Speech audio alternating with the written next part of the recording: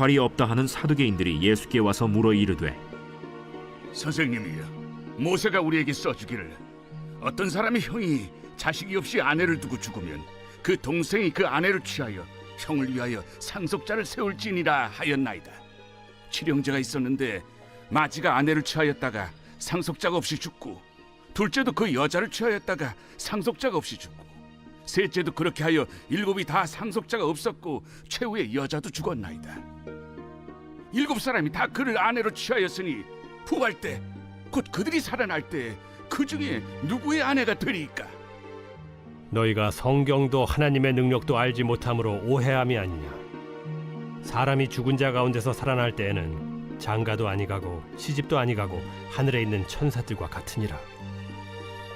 죽은 자가 살아난다는 것을 말할진대 너희가 모세의 책 중 가시나무 떨기에 관한 글에 하나님께서 모세에게 이르시되 나는 아브라함의 하나님이요 이삭의 하나님이요 야곱의 하나님이로라 하신 말씀을 읽어보지 못하였느냐. 하나님은 죽은 자의 하나님이 아니요 산 자의 하나님이시라. 너희가 크게 오해하였도다. 사랑하는 구속관 여러분, 좋은 아침입니다. 3월 17일 매일 말씀 나누도록 하겠습니다. 네, 오늘 본문은 마가복음 12장 18절부터 27절까지의 말씀입니다. 네, 오늘 말씀에서도 계속해서 예수님을 대적하는 자들과의 논쟁이 나오고 있습니다. 네, 오늘 말씀 보니까 사두개인들이 이제 등장을 하죠. 18절에 보니까요, 부활이 없다 하는 사두개인들이 예수께 와서 물어 이르되, 부활이 없다 하는 사두개인들. 사두개인들, 이들의 가장 큰 특징은 부활을 인정하지 않습니다.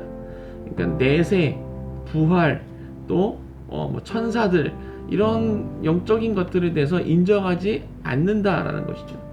성경을 굉장히 보수적으로 해석을 하고 인정하는 무리가 바로 사두개인들입니다. 그래서 이들은 이제 대제사장, 그리고 뭐 귀족층, 이런 사람들로 구성되어져 있는데, 이제 모세오경, 토라죠.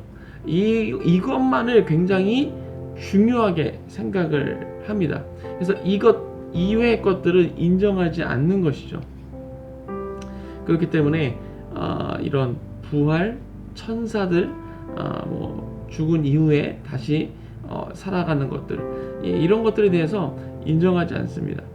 왜냐하면 이런 것들에 대해서 이 율법서, 모세오경에는 이런 것들이 자세하게 나와 있지 않기 때문에, 이거 명확하게 우리가 부활한다, 어떻게 된다, 이런 것들이 명확하게 나와 있지 않기 때문에 이들은 이제 인정하지 않는 것이죠.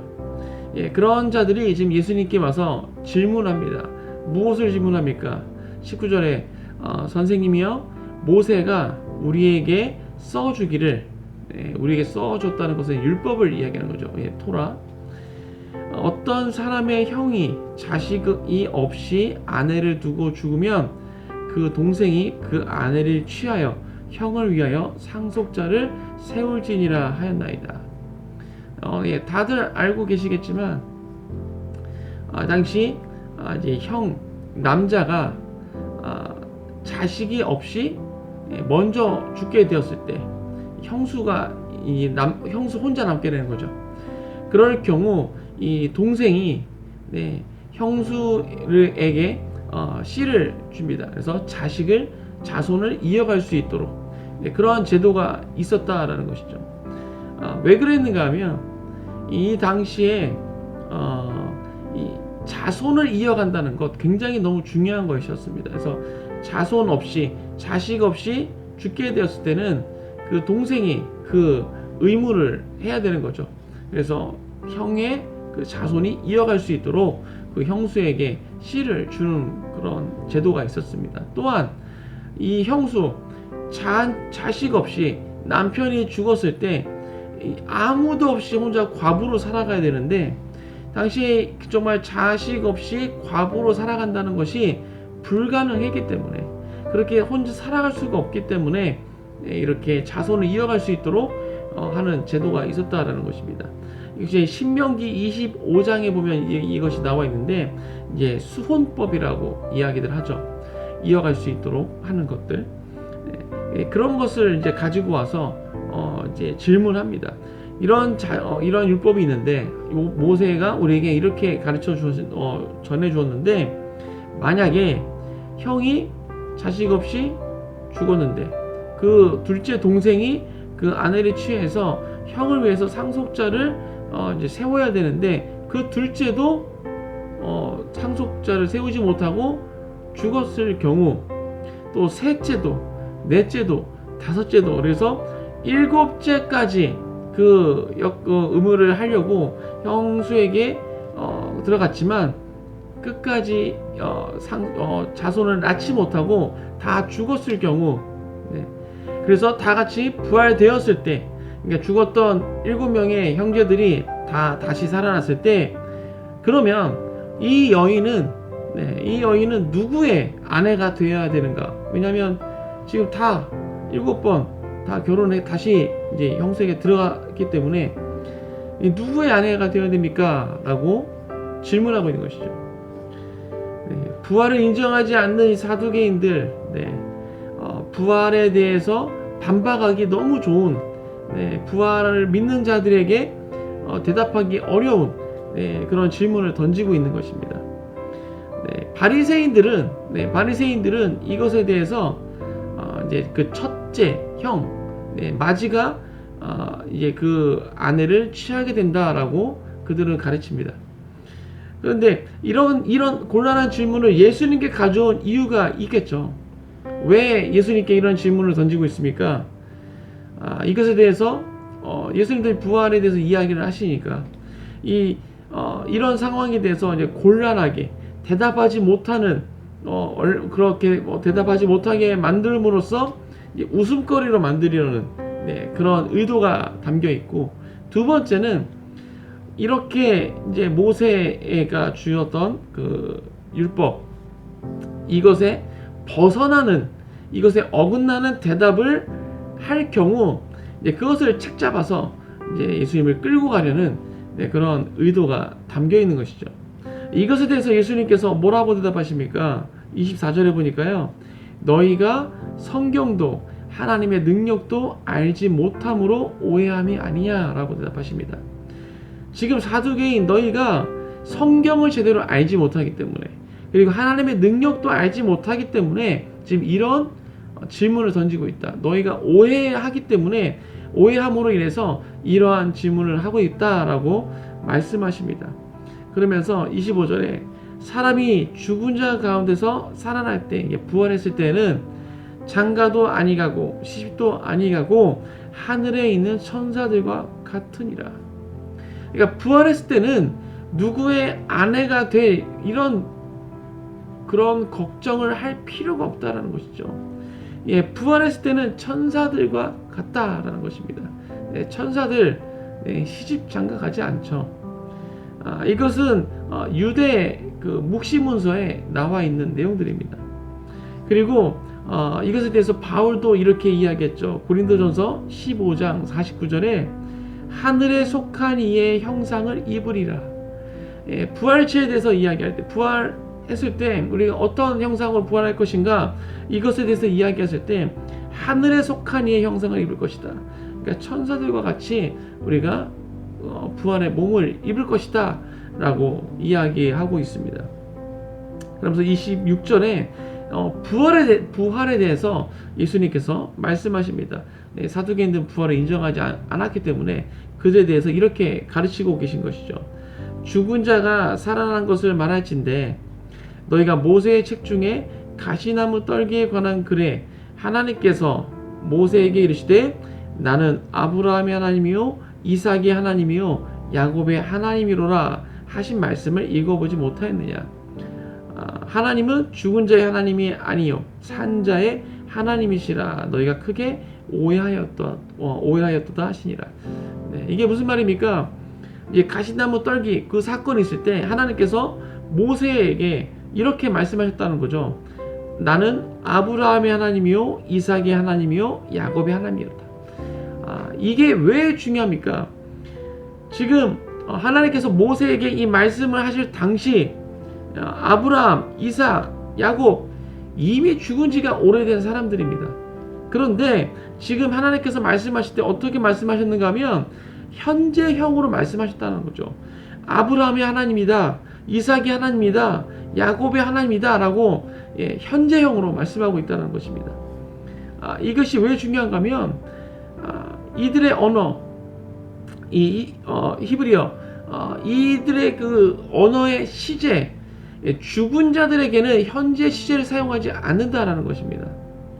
죽은 자들에게는 이렇게 말할 수 없다라는 것이죠. 즉 아브라함, 이삭, 야곱이 살아있다라는 것을 말하고 있는 것입니다. 현재 시제이기 때문에 이들이 지금 하나님과 함께하고 있다라는 것을 말해주고 있는 것입니다. 즉 이들이 살아있다. 죽었지만 살아있다. 무엇입니까? 부활했다라는 것입니다. 부활에 대한 증거를 말씀해주고 있는 것이죠. 그래서 너희가 이것을 알지 못하였기 때문에 너희가 오해하고 있다라는 것입니다. 그리고 하나님은 죽은 자의 이름에 붙여서 사용하지 않습니다. 하나님의 이름을 죽은 자 이름과 같이 사용하지 않는다라는 것이죠. 부활의 증거가 되는 것입니다.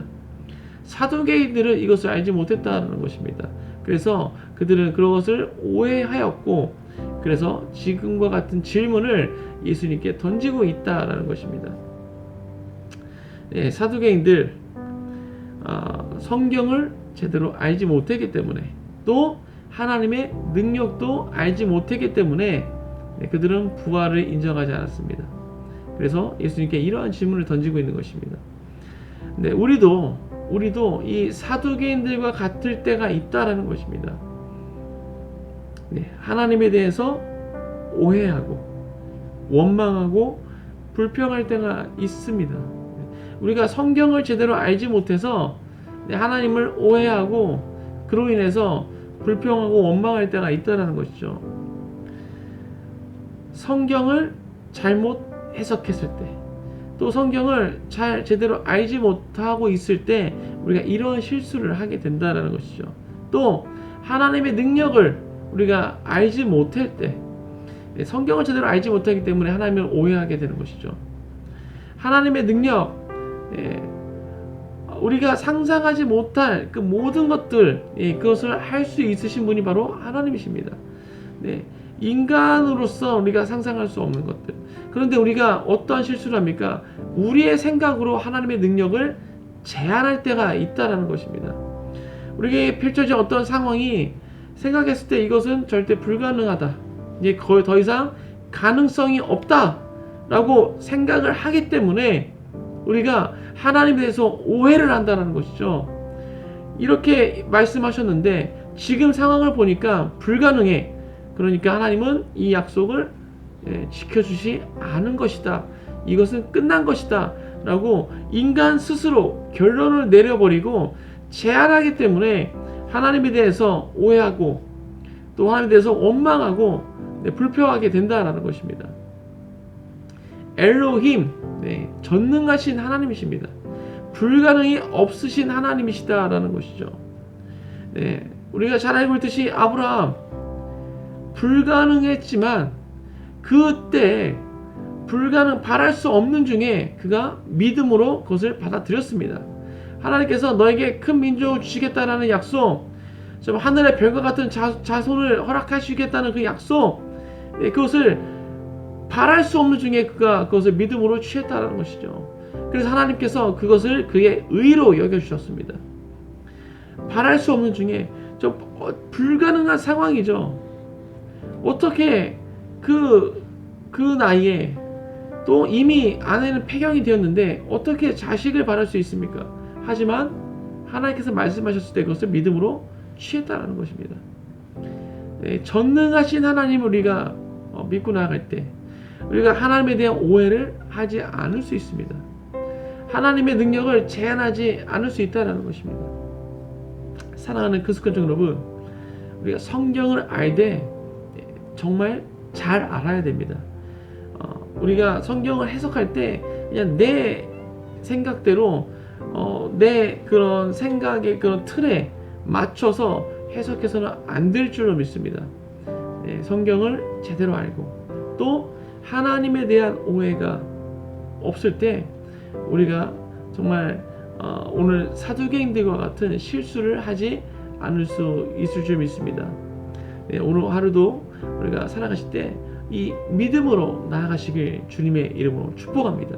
이 아브라함의 믿음, 믿음의 조상이라는 그런 별명을 가진 이 아브라함, 바랄 수 없는 중에 바랬던 그 아브라함의 믿음, 하나님에 대해서 제한하지 않았던 그 아브라함의 믿음, 그 믿음으로 오늘도 나아가시길. 그래서 정말 전능하신 하나님을 경험하시는 오늘 하루가 되어지길 주님의 이름으로 축복합니다. 한번 기도하겠습니다. 하나님 감사합니다. 오늘 또 사두개인, 부활을 인정하지 않는 그들이 예수님께 곤란한 또 질문을 던졌습니다.